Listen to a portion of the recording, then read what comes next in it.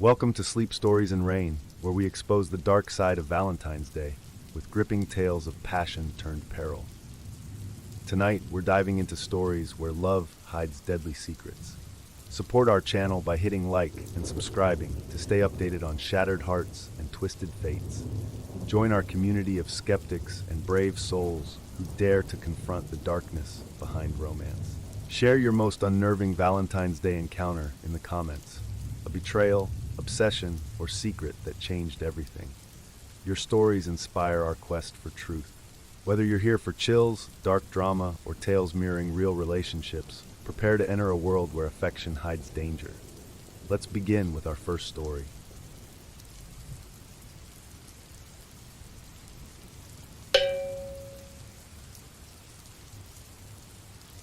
What if the person who says they love you most hides a weapon of control behind every whispered promise?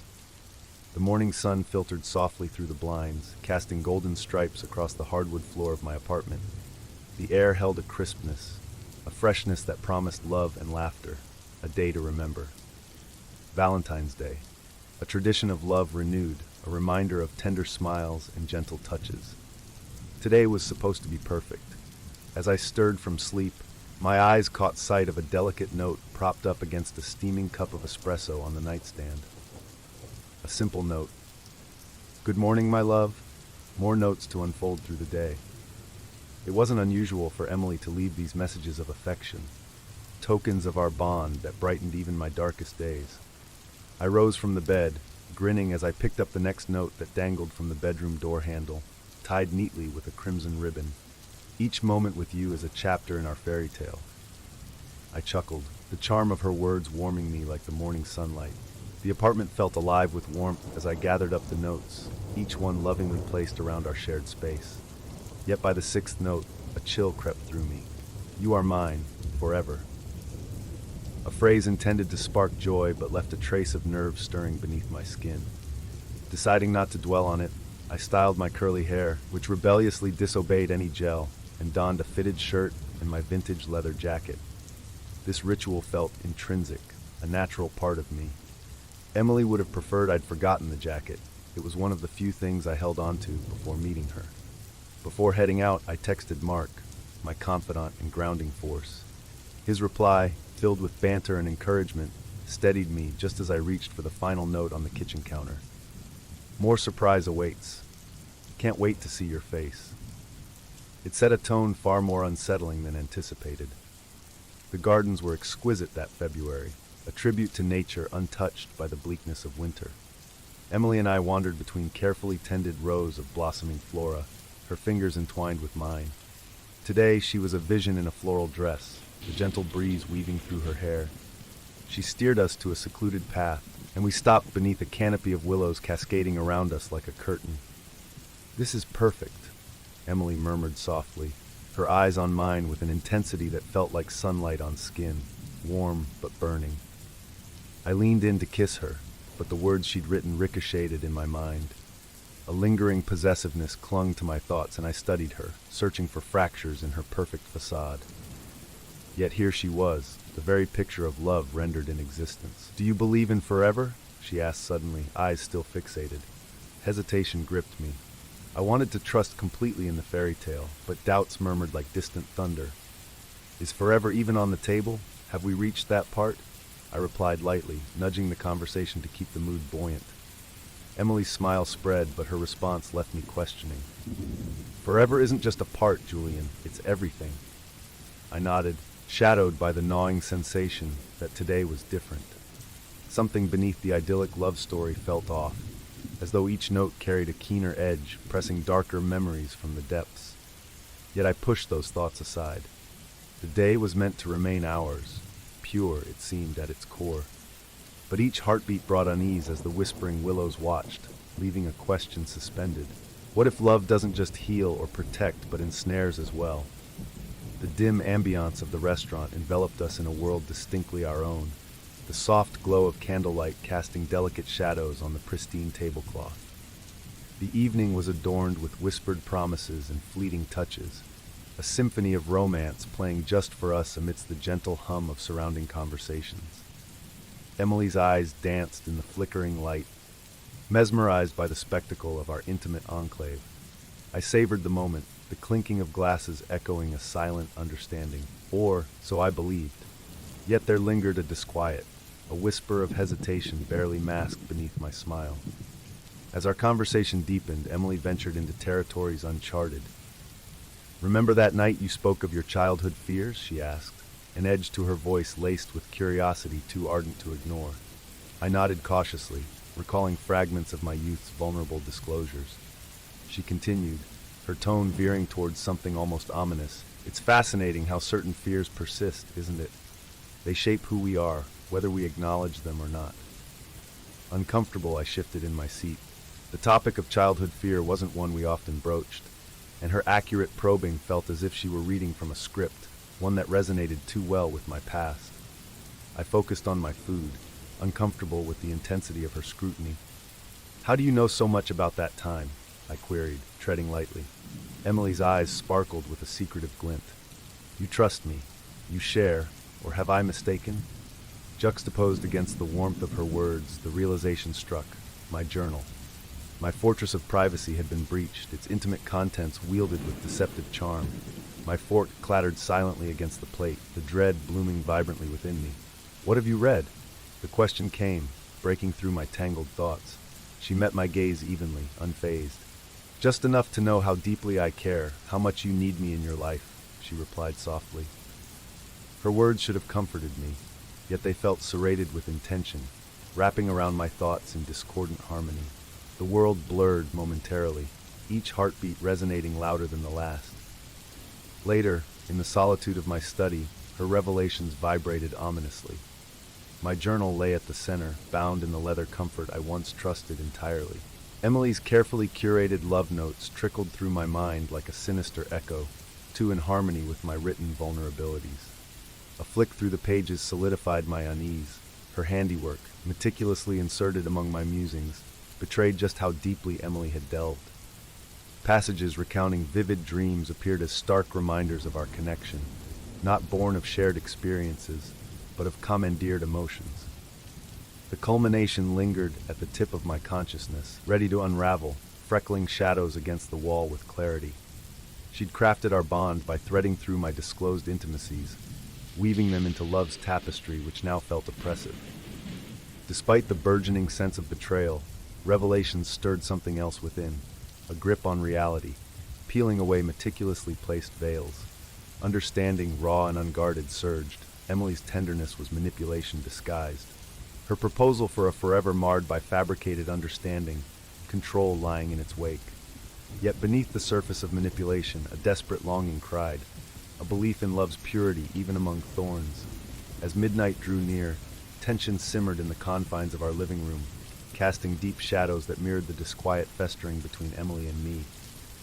The air hung thick, woven with words unspoken and feelings laid bare. Emily stood across from me, her silhouette gilded by moonlit reflections filtering through the window. Her eyes were an opalescent tide, flickering with emotions I struggled to fathom. "Why the troubled look, Julian? Aren't we celebrating?" she asked, her voice a symphony of feigned innocence and possessiveness. Something inside me broke free, untethering the words that had been struggling inside. "Emily, what are we really doing? Is this love or some entrapment masquerading as affection?" Surprise flashed across her face, gone as quickly as it came. Her features settled back into the composed mask I had come to both love and fear. "Entrapment?" she responded with a soft laugh, an echo of disbelief woven through it. "Julian, what we have is sacred, a bond nurtured by understanding." Frustration twisted within me, each past affection now tinted by the shadow of manipulation. "But whose understanding, Emily? You've thus invaded my thoughts, used them to stake a claim over my reality." Her voice hardened, a quiet resolve surfacing. "What I know, I learned from the love you offered. My actions have betrayed that love," I interjected. Desperation fueled my words, acknowledging the depths of her transgressions for the first time aloud. "This relationship, your calculated care, it's become suffocation, not sanctity." In that moment, the fracture became a chasm. The weight of revelations unleashed into the space between us, heavy with melancholy and liberation. Emily's veneer cracked, a tear shimmering down her cheek in the silvery moonlight. Julian, she whispered, yet her resolve wavered. I stood firm, holding on to that fragile thread of self-preservation which had awakened. Emily, this ends now. Whatever was between us, the illusions of love must end. Her expression flickered from defiance to sorrow, a conflicting blend of regret and determination. But I knew this was the path to reclaim myself from the tangled desires that once misled me. Without another word, I grasped my jacket, turned, and left the apartment. My heart a tempest of emotions, yet lighter, free. The night air whipped across my skin as I walked aimlessly, searching for a semblance of clarity. In this newfound void, clarity emerged not as recompense, but as freedom. Later, seated in a warmly lit coffee shop, I recounted everything to Mark over a steaming mug. His concern was tangible, his presence a balm to the tumultuous silence left by Emily's departure from my life. "You did what you needed to do," Mark assured me, his words laced with earnest support. "Sometimes love wears a mask, and courage lies in unveiling it." As I sat back, I realized he was right. Though Emily's shadow lingered, the lesson resided not in its embrace, but in the acknowledgement and resilience to redefine my truth. The pain receded amidst the noise of the awakening city, leaving behind a scar imbued with wisdom, intimacy forged anew from the depths of lost trust. Love's essence, I understood then, is not only found in hearts bound by familiarity, but in moments of vulnerability, when the thorns are acknowledged and weathered, weaving the fabric of true connection. If you've made it this far, the shadows have already begun to close in. Subscribe now to ensure you never miss a terrifying tale. And if you dare, hit the thanks button to buy me a cup of midnight brew. Your support keeps the nightmares flowing. Now, brace yourself for our next story.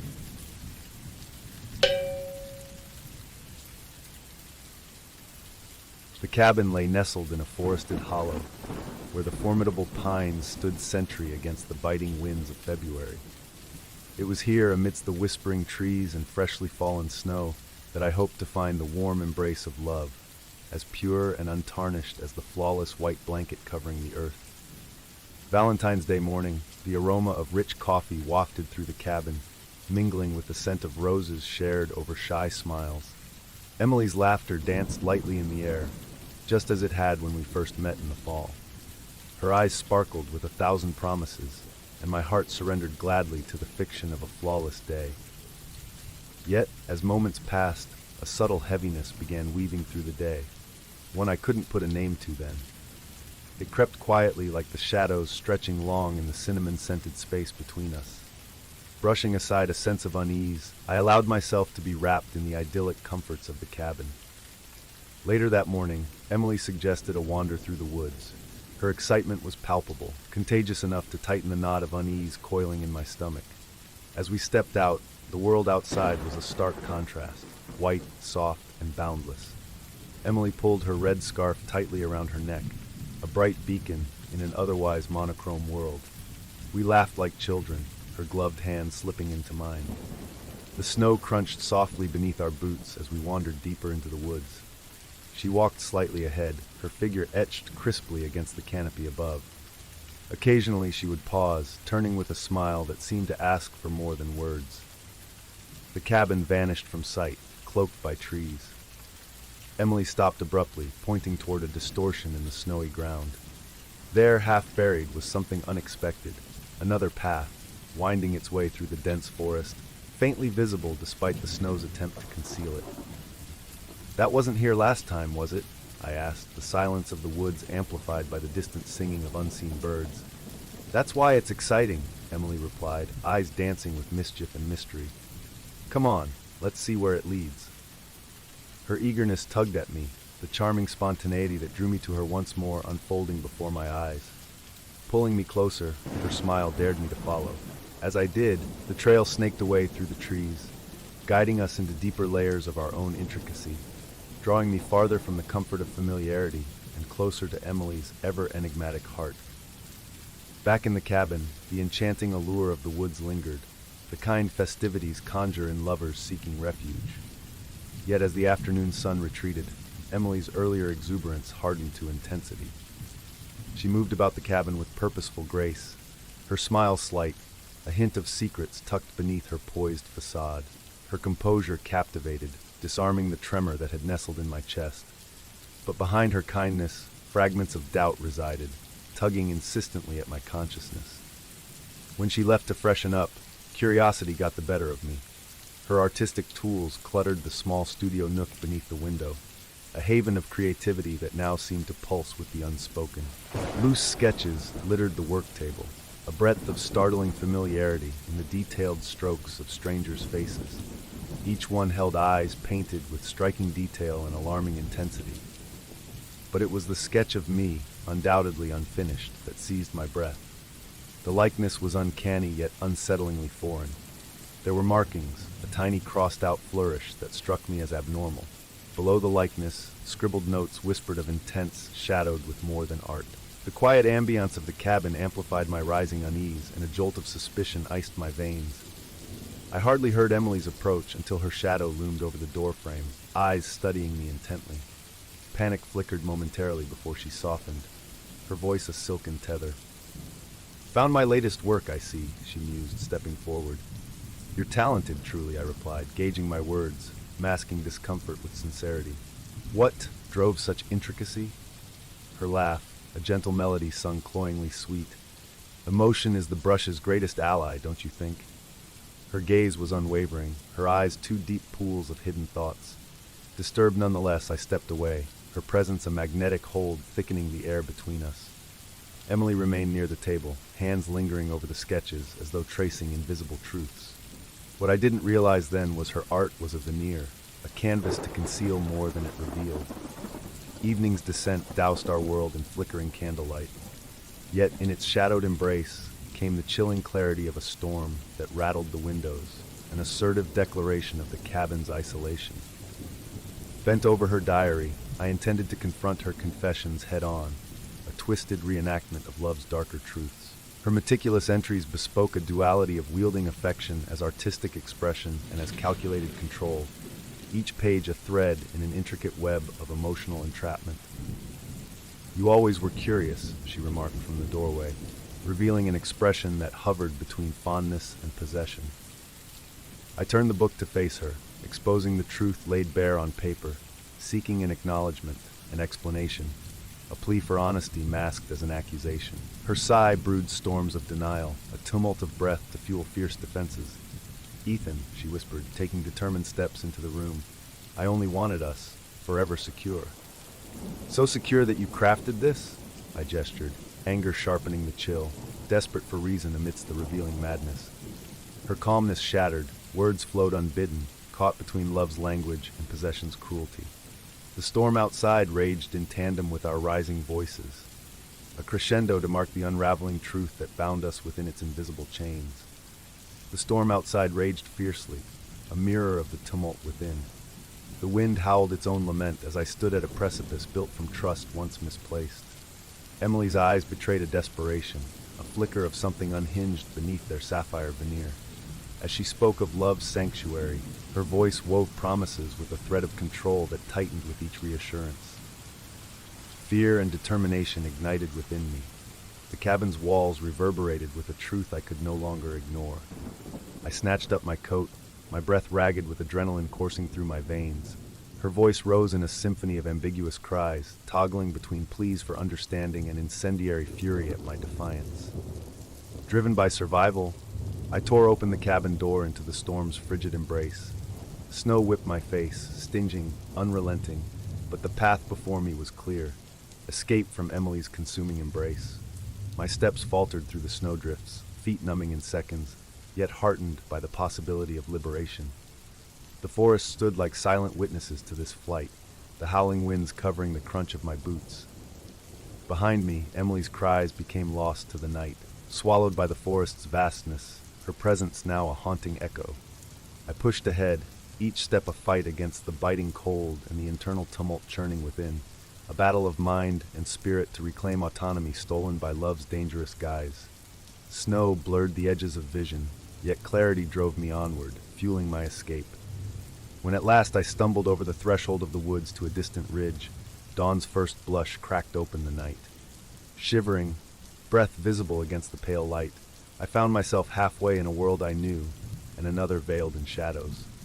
As light bled through the horizon, illuminating the grove cloaked in freshened snow, exhaustion mingled with newfound resolve. The veil of Emily's manipulation had been torn asunder to reveal an intricate deceit, a treacherous palimpsest of passion and control. I knew then, as the morning sun gingerly touched the earth, that love's mask could morph into a harrowing visage if not tempered by trust and truth.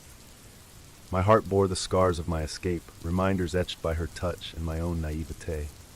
Yet I breathed in deeply, liberated by the dawn's cold, carrying with it an unfamiliar promise steeped in the paradox of both freedom and grief.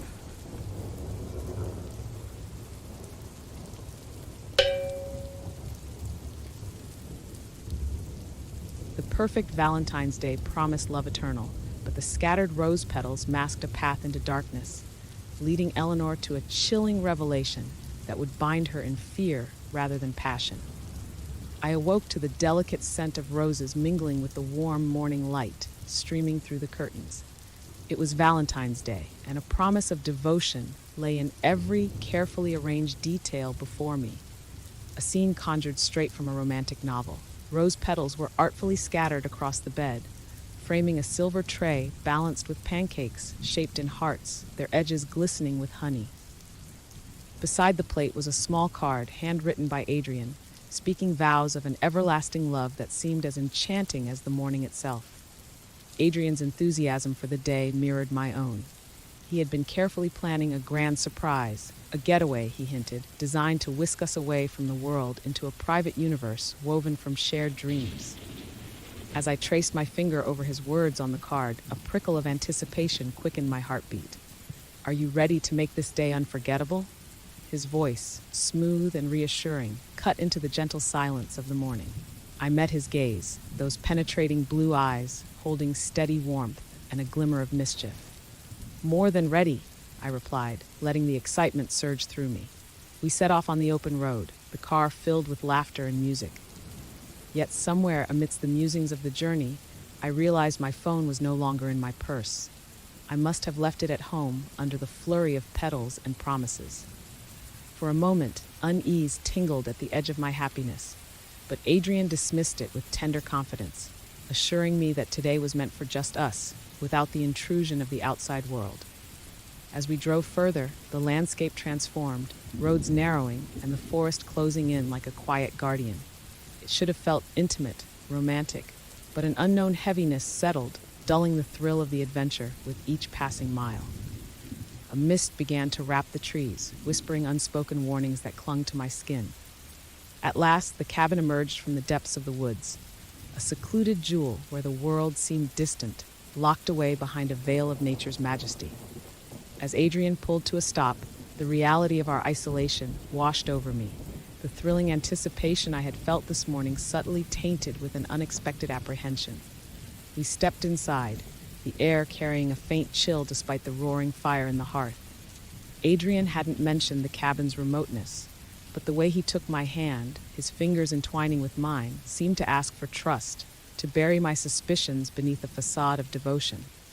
"Welcome to our little escape," he murmured, pressing a soft kiss to my forehead, a promise of the dream he had woven for us.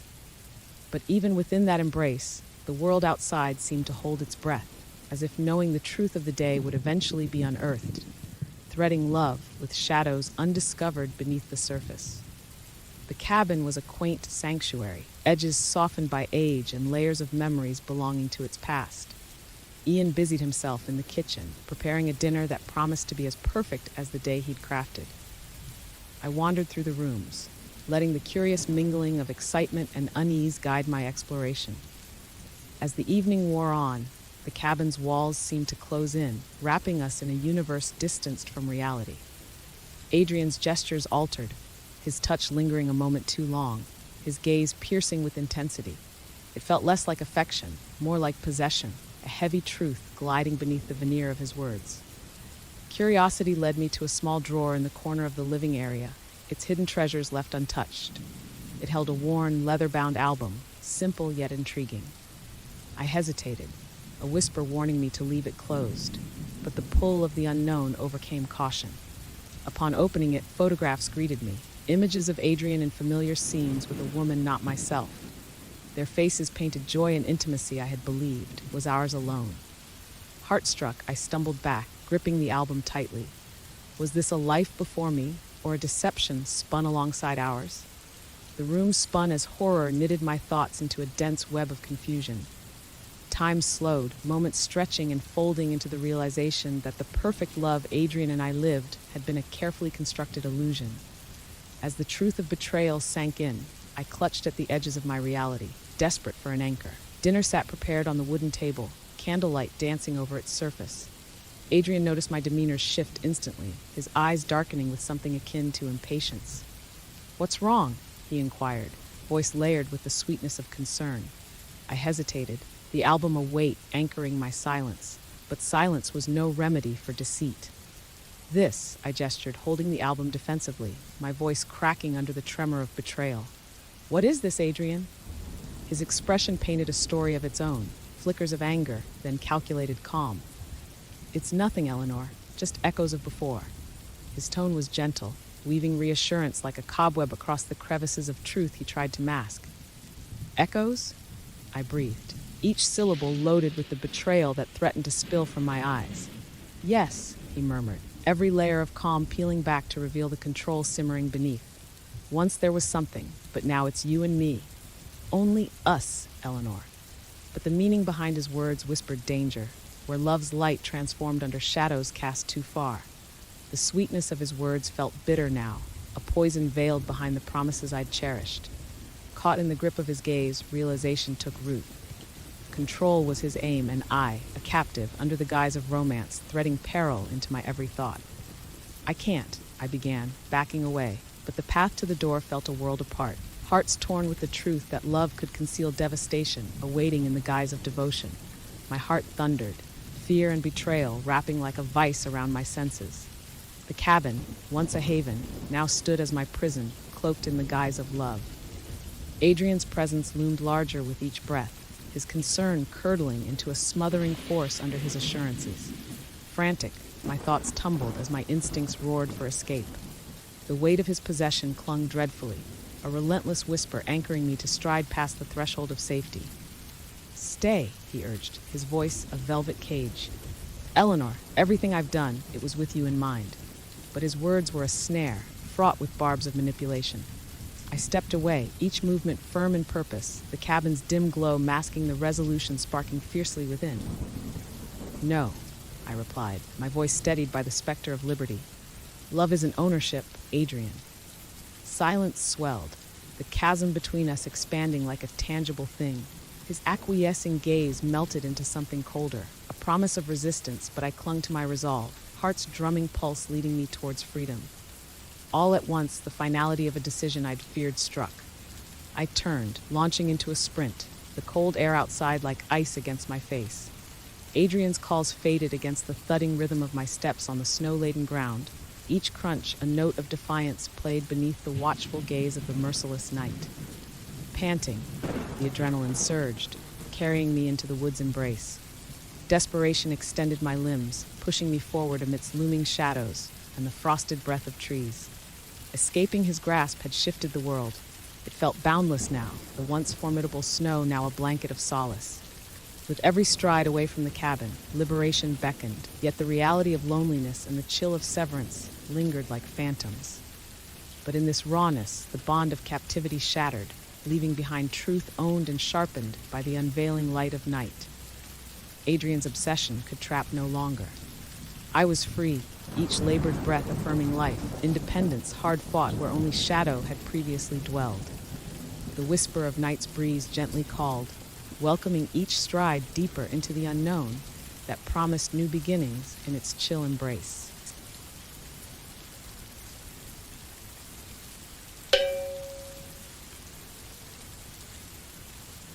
On Valentine's Day, a bouquet of roses arrived, its heady fragrance waltzing through the air, twining with promises of romance.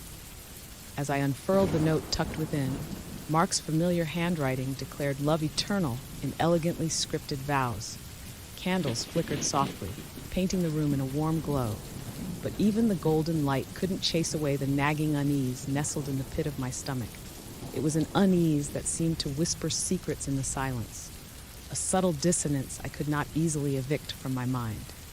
Each beautiful gesture presented by my fiancé, Mark, became tinged with a strange, inexplicable tension. But as he stood there, a charming emblem of devotion, I brushed away my doubts like unwelcome cobwebs, urging myself to embrace the moment. Soon after, while Mark was occupied in the kitchen preparing our Valentine's dinner, I wandered idly, settling my lingering curiosity by inadvertently glancing at his phone lying unguarded on the coffee table. Instinct curled my fingers around the device, and before I could reason against it, a notification flashed across the screen, an unfamiliar name accompanied by words that hinted at secrets untold. My heart stumbled upon itself, confused yet drawn to delve deeper. Later that evening, I found myself confiding in Hannah, my spirited best friend whose perceptive eye often discerned truths others might easily overlook. We whispered conspiratorially over the phone, her voice a comforting anchor amidst my swirling thoughts. "Lydia, you know him best," she murmured, her tone woven with seriousness and care. "But if something feels off, don't ignore it. Trust your instincts." Her words resounded in my mind, like an echo rebounding through the shadows of uncertainty. With renewed resolve, I decided to tread softly toward uncovering what lay beneath Mark's flawless veneer. That unease had roots deeper than I had initially guessed, and my heart beat heavily with the weight of anticipation. The next morning, Mark left early for a meeting, a convenient opportunity. His study, shrouded in the familiarity of framed photographs and orderly stacks of papers, emitted a sense of inviolable privacy. Still, I stepped inside, driven by a need for clarity. Fingers grazing over the furniture, I paused at his desk. There, nestled amid innocuous documents, I found evidence that made the blood drain from my face, a series of messages and financial acknowledgments leading back to the name from his text. As I unfolded the documents, my breath stilled, confirming fears I'd hardly dared name. Hidden beneath layers of affection was a life I had never known, a secret too large to contain. The evening unfolded in a regal display of romance, yet beneath its glossy exterior, I steeled myself for what I might find swirling under the evening's quiet elegance. Mark chose a sophisticated restaurant, one whose reputation was as dazzling as its chandeliers. People around us savored fine wines and decadent entrees, lost in the bliss of their Valentine's unwinding. But seated across from Mark, I couldn't help but sense a discord beneath the symphony of clinking cutlery and laughter. I watched him too closely, perhaps, as his gestures, charming once, now tinged with a shadow of anxiety, betrayed his hidden restlessness. The facade was beginning to crack, unveiling the tightly coiled tension that lay beneath. I escaped to the restroom, using the brief solitude to reseat my emotions while my heart kept time with my growing courage. Returning to the table, I found Mark looking uncharacteristically agitated. His eyes, usually pools of calm confidence, flickered with something else, an unsettling constraint. I gathered the pieces of my resolve and picked up the thread of conversation, weaving casual topics into a web designed to gently probe and unravel the layers he'd carefully kept hidden. "I saw a text the other day," I began, gauging his reaction as I chose my words, "from someone unexpected. It seemed personal." The delicate balance hung in the air like crystal teetering on the brink of crashing down. There was a moment's pause, his eyes locking onto mine with a sudden intensity that almost made me flinch. "A text?" His response was measured, his voice an exercise in calm, but the nervous tap of his fingers against the table betrayed him. "You mean from work?" Feigning nonchalance, I pushed further. It didn't look like business to me. His facade slipped further, the charm that usually embraced him now buckling under the weight of what lay unspoken. Our conversation turned sharp-edged, each exchange prying deeper into the heart of his duplicity. In his gaze, I saw a glimpse of the torment he'd inadvertently created, and perhaps the fear of its exposure. That night, after our return home, the walls of the apartment bore witness to a truth I could no longer ignore. The once familiar space now closed in, morphed into a battleground for confrontation that simmered beneath our exchanges.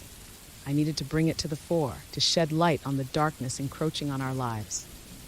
In the relentless quiet, as the city outside moved under a sky inked with vagueness and wonder, I knew it was time. The moment of confrontation had arrived. With a heart flooded with apprehension, I cornered myself if it meant revealing the truth. "Mark, who is she?"